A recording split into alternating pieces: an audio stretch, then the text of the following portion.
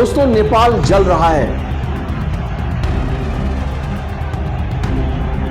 CIA orchestrated विद्रोह की जो आग नेपाल सरकार के खिलाफ नेपाल सरकार के 26 सोशल मीडिया ऐप पर बैन लगाने के बाद भड़की थी, वो थम नहीं रहा है।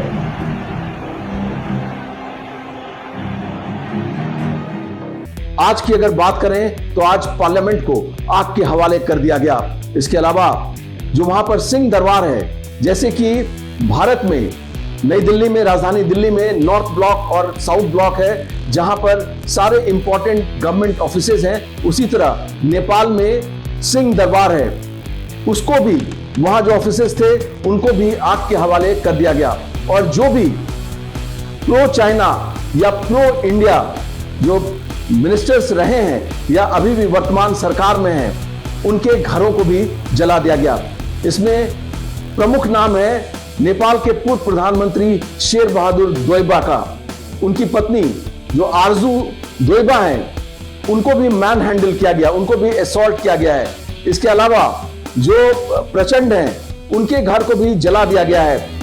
जो अभी वर्तमान में प्रधानमंत्री थे KP शर्मा ओली, उनके घर को भी जला दिया गया है। जो रिपोर्ट्स आ रही हैं उसके मुताबिक KP शर्मा ओली अपने कुछ मिनिस्टर्स के साथ देश छोड़कर किसी और देश के लिए निकल चुके हैं, मतलब वो देश छोड़कर भाग चुके हैं। ये सिलसिला थमने का नाम नहीं ले रहा और खास तौर से इस रेवोल्यूशन को कहा जा रहा है जेन जेड मूवमेंट या जेन जेड रिवॉल्यूशन आप कहें। इसको नाम दिया गया है, एक सिग्नेचर मार्क होता है। जिस तरह से CIA किसी भी देश में अगर इस तरह का कोई मूवमेंट कराती है जो उसके जरिए ऑर्केस्ट्रेटेड रहता है। अगर आप सेंट्रल एशिया की बात करें तो किर्गिस्तान में ट्यूलिप रेवोल्यूशन करवाया था उन्होंने, और जिसको कि कलर रेवोल्यूशन का नाम दिया गया था। इसके अलावा यूक्रेन में ऑरेंज रेवोल्यूशन करवाया गया। इसी तरह कुछ देशों में CIA ऑर्केस्ट्रेटेड जो रेवोल्यूशन था उसको कहा गया रोज रेवोल्यूशन। उसी तरह से नेपाल में जो अभी फिलहाल जेन जेड का जो यंगस्टर्स हैं वो सड़कों पर है, इसको जेन जेड मूवमेंट जो है कहा जा रहा है। और इसमें भी बियॉन्ड डाउट्स सिग्नेचर मार्क है CIA का। तो दोस्तों, ये हमारे इंटेलिजेंस एजेंसीज की फेलियर भी है। देखिए, वहां पर चाइना की जो इंटेलिजेंस एजेंसी है MSS, ministry of state security, और रॉ के बीच जो इंडियन इंटेलिजेंस एजेंसी है उसके बीच काफी कंपटीशन चलता था। कई बार हिट जॉब्स भी हुए, लेकिन इस बीच दोनों की लड़ाई में तीसरा शख्स आता है CIA। तीसरी जो पार्टी आती है CIA ने कैसे नेपाल में कदम रखा वो मैं आपको बताऊंगा। दरअसल 2017 में नेपाल में एक MCC करके एक फर्म आती है, मिलेनियम चैलेंज कॉरपोरेशन। ये डेवलपमेंट एजेंसी के तौर पर नेपाल में आती है और वो कहती है कि वो डेवलपमेंट के कामों में नेपाल गवर्नमेंट का हेल्प करेगी। वहां पर MCC नेपाल सरकार को $500 मिलियन का असिस्टेंस देती है, जिससे जो नेपाल सरकार है वहां पर एक ट्रांसमिशन लाइन सेट करती है। इसके अलावा नेपाल सरकार को $100 मिलियन और देने का वायदा किया जाता है कि अगर आप इसको एक्सपैंड करते हैं और किसी कंट्री के साथ, भारत के साथ इंटीग्रेट करते हैं अपने ट्रांसमिशन लाइन को, तो आपको $100 मिलियन और दिया जाएगा। दोस्तों, मिलेनियम चैलेंज कॉरपोरेशन के बारे में आपको एक और खास बात मैं बताता हूं।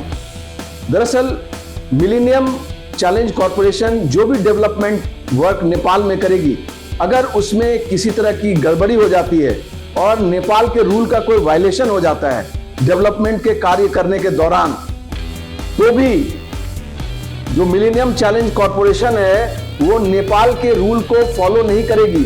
अगर किसी तरह का पनिशमेंट का प्रावधान होगा रूल के वायलेशन करने से, तो वो भी नेपाल के रूल के तहत, जो रूल्स एंड रेगुलेशंस है नेपाल का, उसके तहत उस पर कार्रवाई नहीं की जाएगी। ये ऑर्गेनाइजेशन जो US फेडरल लॉ है उसी से गवर्न होगा और इसको नेपाल की पार्लियामेंट ने इंडोर्स किया है। इसका सीधा मतलब है कि नेपाल ने US इन्फ्लुएंस में आकर एक तरह से अपनी जो सॉवरेंटी है उसको ताक पर रख दिया था। तो डेवलपमेंट प्रोजेक्ट के नाम पर नेपाल में कदम रखने वाली MCC, मिलेनियम चैलेंज कॉरपोरेशन, दरअसल CIA का एक फ्रंट है। इसका जो मेन एजेंडा है जो दस्तावेज अगर आप देखें, जो पब्लिक डोमेन में भी दस्तावेज हैं, वो साफ तौर से बताते हैं कि जो सिक्योरिटी इंटरेस्ट है अमेरिका का, उसको फर्दर करना मिलेनियम चैलेंज कॉरपोरेशन का प्राइम एजेंडा है। और शायद इसी वजह से उसने नेपाल में 2017 में कदम रखा था, और अब उसी के जरिए ये रेवोल्यूशन जो नेपाल में चल रहा है, अगर आप इसको रेवोल्यूशन कहते हैं तो ये CIA ऑर्केस्ट्रेटेड है, सिग्नेचर भी CIA का है। और नेपाल सरकार ने जो 26 सोशल मीडिया ऐप थे उस पर जो बैन किया था, बैन करने का जो ऑर्डर दिया था, उसको विड्रॉ भी कर लिया है, लेकिन फिर भी ये जो मूवमेंट है वो थमने का नाम नहीं ले रहा। कल तक इस पूरे मूवमेंट में 19 लोगों के मारे जाने की खबर थी, और अब आज की बात अगर कहें तो अब तक, जब मैं ये वीडियो रिकॉर्ड कर रहा हूं, अब तक ये संख्या 30 के करीब पहुंच चुकी है, और प्रोटेस्ट का सिलसिला जो है लगातार जारी है। कई तस्वीरें आई हैं सोशल मीडिया पर जो कि वो ट्रेंड कर रही हैं, उसमें नेपाल के जो फाइनेंस मिनिस्टर है उसको जो लोग हैं, मूवमेंट में शामिल जो लोग हैं वो दौड़ा रहे हैं। वो तस्वीर जो है सोशल मीडिया पर वायरल हो रही है। इसके अलावा जो शेर बहादुर दोइबा को, जो नेपाल के पूर्व प्रधानमंत्री हैं, जिस तरह से असॉल्ट किया गया, इसके अलावा भी कई तस्वीरें हैं। पार्लियामेंट को आग के हवाले किया गया, उसकी भी तस्वीरें वायरल हो रही हैं सोशल मीडिया पर। तो आप अंदाजा लगा सकते हैं कि किस तरह से नेपाल में इस मूवमेंट को हैंडल किया जा रहा है, और जो CIA के असेट्स हैं वो इस मूवमेंट को हवा दे रहे हैं। आपको मैं बता दूं कि CIA का एक एसेट है नेपाल में, एक बालेंद्र शाह नाम का एक शख्स था जो रैपर था, सिंगर था, रैप गाता था। वो इसी साल जनवरी फरवरी में वो नेपाल के एम्बेसडर से मिला था, तो और वो इस मूवमेंट को ओपनली सपोर्ट भी कर रहा है। और बताया जा रहा है कि अगर नेपाल जो KP शर्मा ओली, जिनकी खबर आ रही है कि उन्होंने रिजाइन कर दिया और देश छोड़कर जा चुके हैं, तो हो सकता है कि उसको CIA नेपाल की सत्ता पर काबिज कर दे, उसको नेपाल की सत्ता पर बैठा दिया जाए। और उसके बाद क्या होगा, बालेंद्र शाह जो नेपाल में जो अमेरिकन सिक्योरिटी इंटरेस्ट है उसको केटर करेगा, उसको सर्व करेगा, और जिसका नुकसान क्या होगा, नुकसान होगा कि भारत जो है, भारत के सामने एक और जो है फ्रंट खुल जाएगा। जिस तरह से भारत और अमेरिका के रिश्ते इन दिनों जा रहे हैं, भारत के लिए ये प्रॉब्लमेटिक हो सकता है। अमेरिका नेपाल में बैठकर भारत पर नजर रखेगा, बांग्लादेश में वो ऑलरेडी घुस चुका है, वहां से बैठकर भारत पर नजर रख रहा है। तो ये कहीं ना कहीं हमारी जो सिक्योरिटी एजेंसी है उसका फेल्योर कहें, चीन की भी जो सिक्योरिटी एजेंसी है MSS, उसका भी फेल्योर कर सकते हैं कि इन दोनों के प्रेजेंस के बावजूद जो CIA ने वहां पर अपना फुटहोल्ड जो है वो बना लिया है। तो आने वाले समय में ये बहुत प्रॉब्लमेटिक होने वाला है। इसके अलावा आपको बताएं कि जो नेपाल में आने वाले दिनों में काफी परिवर्तन देखा जा सकता है। वहां पर जो सेकुलरिज्म है उसका जो नारा और आगे बढ़ेगा।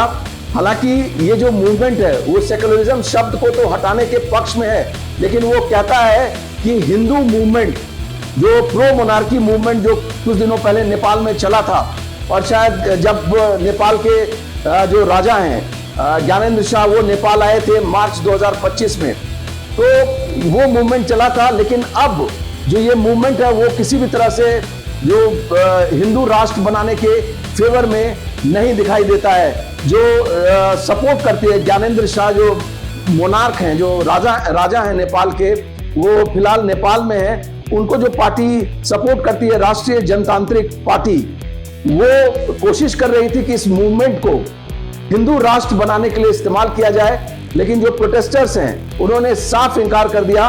उन्होंने कहा कि हम सेक्युलर शब्द जो नेपाल के कॉन्स्टिट्यूशन में ऐड किया गया है, पहले हिंदू राष्ट्र हुआ करता था नेपाल, उसको तो हटा सकते हैं, लेकिन ये हम हिंदू राष्ट्र इसको बनने नहीं देंगे।